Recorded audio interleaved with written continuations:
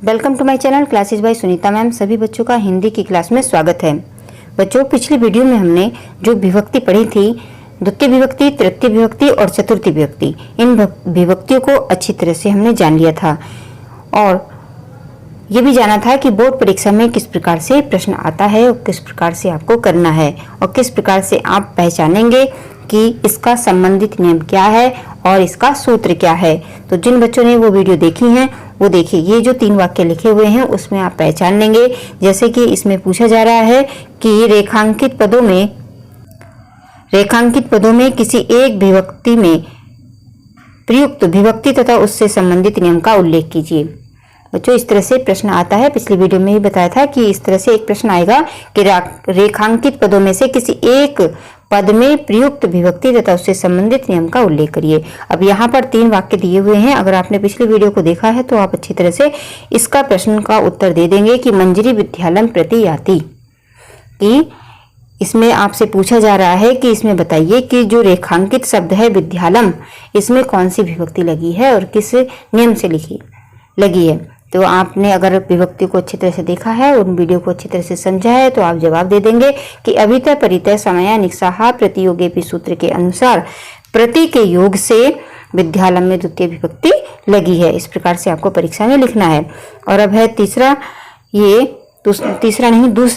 कि सह शीर्षा खलवाट अस्ति। अब ये दूसरा है सह शीर्षा खलवाट अस्ति। इसमें कौन सा सूत्र लगा है? एनांग विकार सूत्र।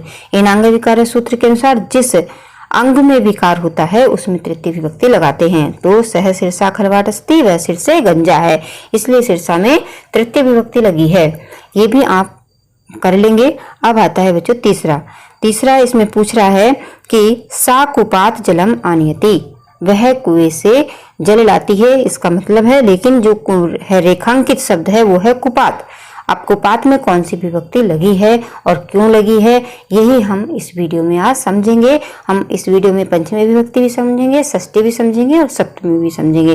तीनों ही विभक्तियों को हम संक्षिप्त में जानेंगे, क्योंकि बोर्ड परीक्षा में कोई भी विभक्ति आपसे पूछी जा सकती है। तो बच्चों, ये जो वीडियो है ये बहुत ही महत्वपूर्ण है सभी बच्चों के लिए। ये नहीं कि ये इंटर के बच्चों के लिए या फर्स्ट ईयर के बच्चों के लिए ही महत्वपूर्ण है, ये सभी के लिए महत्वपूर्ण है, क्योंकि अनुवाद सभी को बनाने होते हैं। 9th में भी, 10th में भी, फर्स्ट ईयर में भी, इंटर में भी सभी को अनुवाद बनाने होते हैं। और पूरा देखिए और अच्छी तरह से इन सूत्रों को समझ लीजिए। बोर्ड परीक्षा में बच्चों कभी कभी सूत्र की व्याख्या भी पूछ ली जाती है। तो पंचमी विभक्ति का जो सूत्र है वो है धूर्मम पाए अपादानम। जो ऐसा लगा हुआ है उसे आ पढ़ते हैं, धूर्मम पाए अपादानम। इसका मतलब है बच्चों कि स्वयं से अलग करने वाले, अर्थात ध्रुव या मूल में पंचमी विभक्ति होती है। सीधा सा अर्थ समझ लो, जहां से कोई वस्तु अलग होती है तो जहां से अलग होती है उसमें पंचमी विभक्ति लगाते हैं। अब जैसे यहाँ पर देखिए बच्चों वाक्य है, वृक्ष से पत्ते गिरते हैं। ये वृक्ष से पत्ते गिरते हैं, तो पत्ते कहाँ से गिर रहे हैं? वृक्ष से गिर रहे हैं। और जब पत्ते गिर रहे हैं तो वृक्ष से अलग हो रहे हैं। और धूर्मम पाए अपादानम सूत्र कहता है कि जहां से कोई वस्तु अलग होती है उसी में हम पंचमी विभक्ति लगाते हैं। इतनी बात समझ में आ गई? यहाँ पर भी देखिए इस तरह से ही बताया गया है कि इस वाक्य में पत्तों को स्वयं से अलग करने वाला कौन है? वृक्ष है, और इसीलिए वृक्ष में पंचमी विभक्ति होगी। यानी स्वयं से अलग करने वाले अर्थात ध्रुव मूल में पंचमी विभक्ति होती है। जहां से कोई अलग की जाती है वस्तु, जहां से कोई अपने आप से अलग करता है या कहीं से अलग हो रही होती है, तो जहां से अलग हो रही होती है उसी में पंचमी विभक्ति लगाते हैं। अब जैसे और भी वाक्य हैं यहाँ पर। अब ये जो वाक्य था सा कुपात जलम आनयति, सा माने वह, यहाँ पर जो है सह नहीं आया है, क्योंकि जो पानी लाने वाली है वो बालिका हो सकती है, कोई स्त्री हो सकती है, कोई महिला हो सकती है। ठीक है, वह सा कुपात, वह कुएं से जल आनयति। अब कुएं से जो है पानी अलग किया जा रहा है। पानी क्योंकि कुएं से निकाला जा रहा है, लाया जा रहा है, तो पानी कुएं से अलग हो रहा है। इसीलिए कहाँ से पानी निकाला जा रहा है? कुएं से। तो कुएं से पानी निकाल करके उससे अलग किया जा रहा है, इसीलिए कुपात में कौन सी विभक्ति लगी है? पंचमी विभक्ति लगी है। और पंचमी विभक्ति का जो प्रथम एक वचन का जो चिन्ह होता है वो होता है आत। इस तरह से बच्चों ध्यान पूर्वक देख ले कि आत जहां पर लगा होता है वहां पर पंचमी विभक्ति का एक वचन का चिन्ह होता है। आत से आप जान लें कि कहीं पर आत लगा हुआ है लास्ट में, तो उसका मतलब होगा कि ये पंचमी विभक्ति का एक वचन का चिन्ह है। ठीक है। अब अगर बोर्ड परीक्षा में इस तरह से कोई वाक्य आता है तो आप लिखेंगे कि ध्रुवम पाए अपादानम सूत्र के अनुसार जहां से कोई वस्तु अलग होती है उसमें पंचमी विभक्ति लगाते हैं, इसीलिए कोपात में पंचमी विभक्ति लगी है। और सीधे ही अगर व्याख्या नहीं पूछी जा रही है आपसे ध्रुवम पाए अपादानम की, अगर ये वाक्य आया है कि इसमें बताइए कौन सी विभक्ति लगी है, तो आप आत देख करके पहचान लेंगे कि इसमें पंचमी विभक्ति एक वचन है। यहाँ पर देखिए बच्चों, ये परीक्षा में आपसे विभक्ति भी पूछी जा सकती है और इस तरह से ये अनुवाद बनाने को भी आ सकते हैं। तो आपको इस वीडियो से दो लाभ होगा, एक तो विभक्ति की पहचान हो ही रही है और आपको अनुवाद बनाना भी आ जाएगा। देखिए पहला है वृक्षों से फल गिरते हैं। अब यहाँ पर देखिए फल कहाँ से गिर रहे हैं, वृक्षों से गिर रहे हैं ना, तो इसलिए इसमें पंचमी विभक्ति का बहुवचन आएगा। वृक्षेभ्य फलानि पतंती, फलानि मतलब फल जो है बहुत सारे हैं तो बहुवचन आएगा, और पतंती ये भी प्रथमा विभक्ति का बहुवचन है, पतंती। वृक्षों से फल गिरते हैं। अगला है, ये बहुत आता है बच्चों, गंगा हिमालय से निकलती है। तो जब गंगा हिमालय से निकल रही है तो गंगा भी अलग हो रही है हिमालय से ना, तो गंगा कहाँ से निकल रही है, हिमालय से, हिमालय से अलग हो रही है। तो गंगा, इसी तरह से गंगा और कहाँ से अलग हो रही है, हिमालय से, तो हिमालय में आ जाएगा हिमालयात निसरती। ठीक है। निर्गच्छति भी कहीं कहीं लिखा होता है, वो भी सही है। अब है अगला वाक्य, वह गांव से आता है। वह गांव से आता है, तो जो वह है वो गांव से आ रहा है, तो वो गांव से हो रहा है अलग। ठीक है। अब ये आने वाला जो है लड़का है तो बनेगा सह। अब कहाँ से आ रहा है, ग्राम से आ रहा है, तो इसमें लग जाएगा ग्रामात, और आ रहा है तो आगच्छति, अगर जा रहा होता तो गच्छति।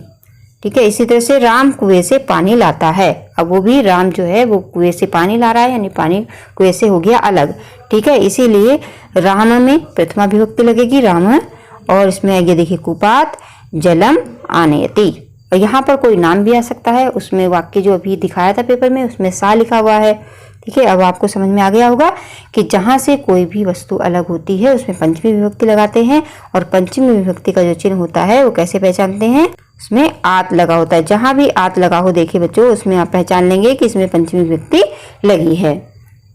इसी के साथ साथ एक और सूत्र है आख्यातो प्रयोगे। अब जब आप बच्चों नियम पढ़ते हो तो आपको नियम याद हो जाते हैं कि जहां से कोई वस्तु अलग होती है वहां पर जो है पंचमी विभक्ति लगाते हैं। ये अब यहाँ पर जो एक वाक्य है कि छात्र अध्यापक से संस्कृत पढ़ता है। अब यहाँ पर जो वाक्य बन रहा है छात्र अध्यापकात संस्कृत पढ़ती, तो यहाँ तो वो अलग ही नहीं हो रहा है। आप सोचेंगे कि यहाँ पर जो है छात्र अध्यापक से संस्कृत पढ़ता है, तो यहाँ पर क्यों पंचमी विभक्ति लग रही है, क्योंकि यहाँ तो पढ़ाई हो रही है।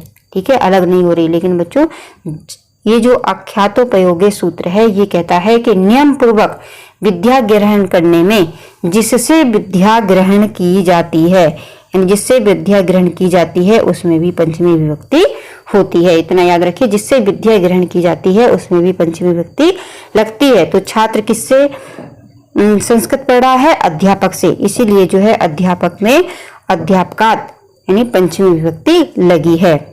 एक और सूत्र है भीत्रा अर्थानाम भय हेतु। बच्चों भय रक्षा अर्थ वाली धातु के योग में, यानी जिससे डरा जाता है या जिससे रक्षा की जाती है उसमें भी पंचमी विभक्ति होती है। जैसे बालक चोरात विवेति, यानी बालक चोर से डरता है। बालक किससे डर रहा है, चोर से डर रहा है, तो जिससे डरा जाता है उसमें भी पंचमी विभक्ति लगती है, इसीलिए चोरात विवेति, इसमें चोरात में पंचमी विभक्ति लगी है। और जिससे रक्षा की जाती है उसमें भी पंचमी विभक्ति लगती है। सैनिक शत्रु से देश की रक्षा करता है, तो इसीलिए यहाँ पर सैनिका शत्रु देश रक्षन्ति, इस प्रकार इसमें भी पंचमी विभक्ति लगी है। अब अगली विभक्ति है षष्ठी विभक्ति। जो इसका सूत्र है षष्ठी से षष्ठी विभक्ति का जो सूत्र है षष्ठी से इस सूत्र का अर्थ है कि यह है कि जो बात किसी अन्य और विभक्ति के आधार पर नहीं बताई जा सकती उसको बताने के लिए षष्ठी विभक्ति का प्रयोग होता है। ये बातें संबंध विशेष को प्रदर्शित करने वाली होती हैं।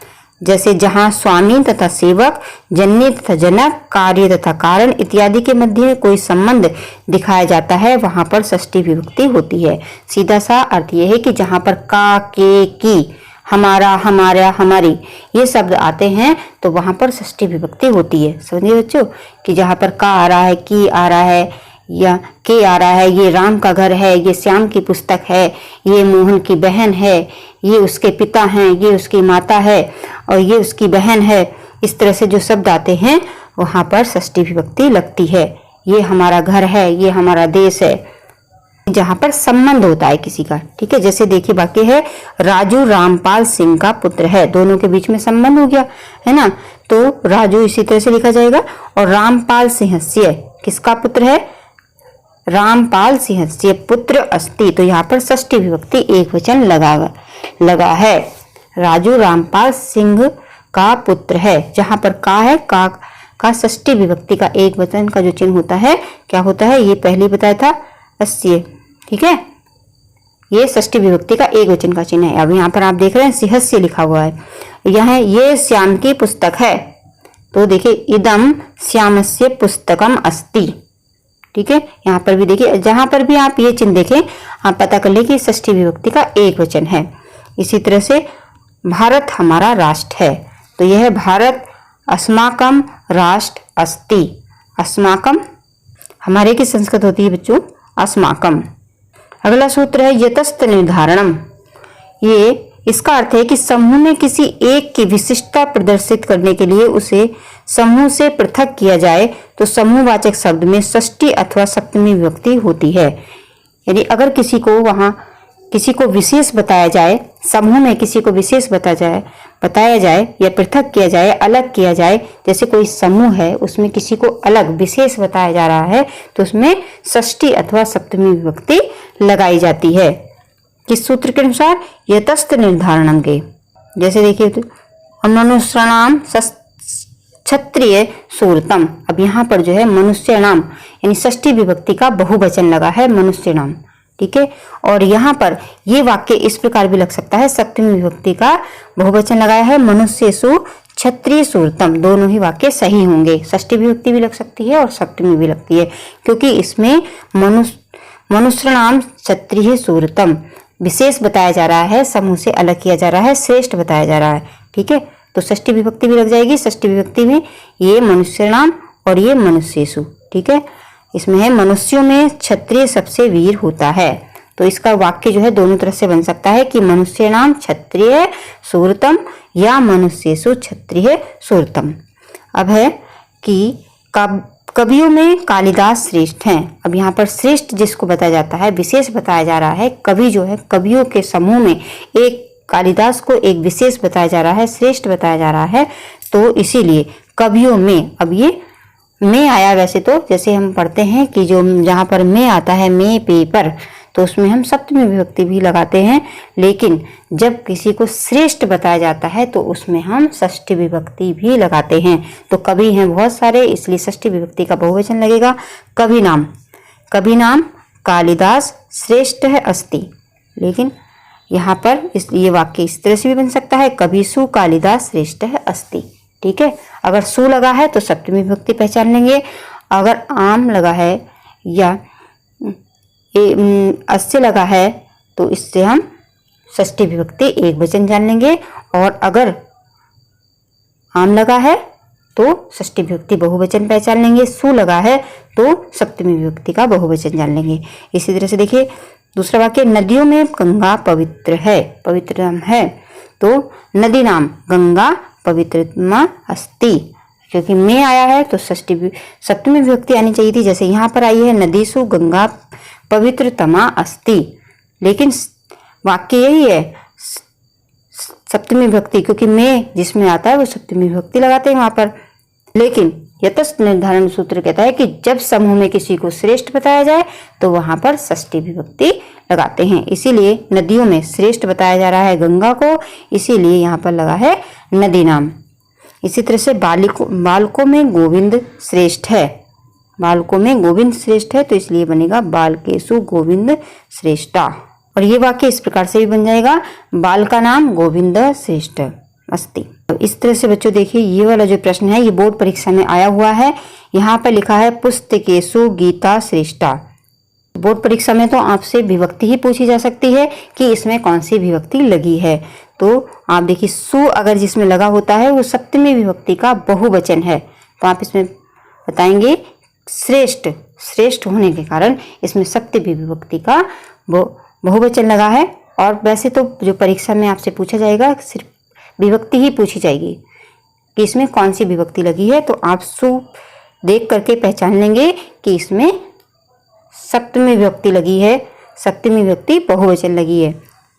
बच्चों पिछली वीडियो में हमने द्वितीय, तृतीय, चतुर्थी, पंचमी, आज हमने पंचमी पढ़ ली, षष्ठी पढ़ ली, सप्तमी पढ़ ली। सारी ही विभक्तियों के जो बोर्ड परीक्षा से संबंधित सूत्र आते हैं सभी को हमने जान लिया है। जैसे अगर ये परीक्षा में आए तो देखिए अब आप कितनी आसानी से इस प्रश्न पत्र का उत्तर दे सकते हैं। इस प्रश्न पत्र का जो है जवाब देंगे। देखिए अगर ये आया प्रश्न पत्र में पूछा आपसे कि भिक्षु पादेन खंजस्ति, आप इसका जवाब किस तरह से देंगे? इस तरह से देंगे कि एनांग विकार सूत्र के अनुसार जिस अंग में विकार होता है उसमें तृतीय विभक्ति लगती है, इसीलिए पादेन शब्द में तृतीय विभक्ति लगी है। अगर आपको ये करना है तो यहाँ पर देखिए नम लिखा हुआ है, तो आप इसका जवाब इस तरह से लिखेंगे। अगर वो पूछते हैं कि रेखांकित में बताइए किस कौन सी विभक्ति लगी है और किस नियम से लिखी है, तो आप जवाब देंगे कि नमः स्वस्ति स्वाहा स्वधा अलवशिष्ट योगास्य सूत्र के अनुसार नमः शब्द के योग से चतुर्थी विभक्ति लगी है, किसमें? गुरुवे में। और अगर ये आता है तो इसमें लिखेंगे यतस्त निर्धारण सूत्र से इसमें पुस्तकेषु में सप्तमी विभक्ति लगी है। इसके लिए बच्चों आपको एक काम जरूर करना, जितने भी सूत्र हैं उन सूत्रों को आप लिख कर जरूर लिखेंगे, मतलब लिख करके उनको शुद्ध लिखना जरूर आना चाहिए, क्योंकि जब भी आपको जवाब देना होगा सूत्र का नाम आपको जरूर देना होगा, सूत्र लिखना भी होगा। और अगर आप सूत्र को अशुद्ध लिखोगे तो आपके नंबर कट सकते हैं। इसलिए आप जितने भी सूत्र हैं, कौन कौन सा अभित परित समानिक्सा प्रतियोगी सूत्र और एनांग विकारा सहयुक्त अप्रधाने और नमः स्वस्ति स्वाहा अलवशिष्ट योगाश्चय और ये जो अभी हमने पढ़ा धर्मम पाए अपादानम, इन सबको आप अच्छी तरह से लिख करके शुद्ध सीख ले। एक यतस्त निर्धारण इन्हीं में से ज़्यादातर बोर्ड परीक्षा में आता है। तो बच्चों आज इस वीडियो में हमने पंचमी विभक्ति भी जान ली, षष्ठी भी जान ली, सप्तमी भी जान ली। बोर्ड परीक्षा से संबंधित जिस तरह से प्रश्न आते हैं, पूछे जाते हैं, वो सब हमने समझ लिए हैं और मुझे आशा है कि ये आपको समझ में भी आ गए होंगे। अगर समझ में आ गए हैं तो कमेंट में बताना बिल्कुल भी ना भूलें और वीडियो को लाइक करें। और साथ में जो बच्चे नए हैं चैनल पर वो चैनल को सब्सक्राइब करें, साथ में जो घंटी है उसको भी प्रेस करें ताकि अगली वीडियो का नोटिफिकेशन सबसे पहले आपके पास पहुंच जाए। और बच्चों ये सब्सक्राइब करना सब फ्री होता है, इसमें कोई शुल्क नहीं देना होता है। लाभ इसका इतना होता है कि जैसे ही कोई वीडियो डाली जाती है उसका जो नोटिफिकेशन है सबसे पहले आपके पास पहुँचता है। और बच्चों इस वीडियो को देखने के बाद अपने मित्रों के साथ शेयर जरूर करें ताकि इस वीडियो का लाभ सभी बच्चों को मिले। धन्यवाद।